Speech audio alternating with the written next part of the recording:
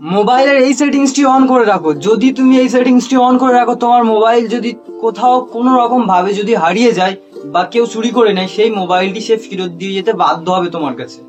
কিভাবে এই সেটিংসটি করবে পুরো এই ভিডিওতে তোমাদেরকে প্রসেসটা দেখিয়ে দেবো। কোন সেটিংটা অন করলে তোমরা এই সেটিংসটি কাজে লাগাতে পারবে, কিভাবে করবে সেটা আমি এই ভিডিওতে তোমাদেরকে দেখিয়ে দেবো। আর এখনো পর্যন্ত আমার চ্যানেল যদি কেউ নতুন হয়ে থাকো, তো চ্যানেলটা সাবস্ক্রাইব করে অল নোটিফিকেশনটা অন করে দেবে, কারণ এরকম সুন্দর সুন্দর টিপস আমার চ্যানেলেই পাবে। তো চলো আর দেরি না করে ভিডিওটি শুরু করা যাক।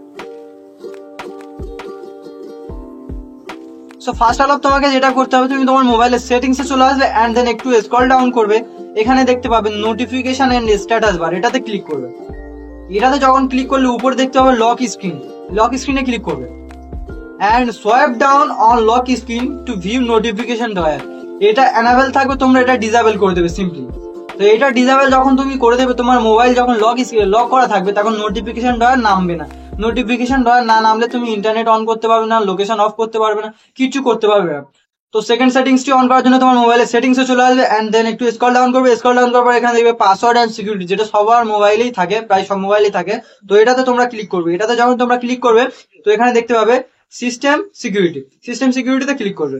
সিস্টেম সিকিউরিটিতে তুমি যখন ক্লিক করবে, তো তোমার কাছে এখানে দেখবে required to password power of, এই অপশনটা পাবে, এটা তোমরা অন করে দেবে।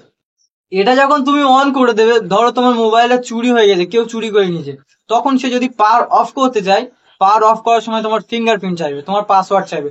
যতক্ষণ না পর্যন্ত তোমার ফিঙ্গারপ্রিন্ট তোমার পাসওয়ার্ড না দিতে পারবে, ততক্ষণ পর্যন্ত পাওয়ার অফ করতে পারবে না। পাওয়ার অফ না করাতে তুমি তার লোকেশন ট্র্যাক করতে পারবে। পুলিশের কাছে যদি কমপ্লেন জানিয়ে দাও, তো তোমার মোবাইলটা সে ফেরত দিয়ে যেতে বাধ্য হবে। তো সেটিংসটি কেমন লাগলো কমেন্ট করে অবশ্যই বলবে। আর আমার চ্যানেলে যদি কেউ নতুন হয়ে থাকো, তো এরকম সুন্দর সুন্দর টিপস পাওয়ার জন্য আমার চ্যানেলটিকে সাবস্ক্রাইব করে রাখো।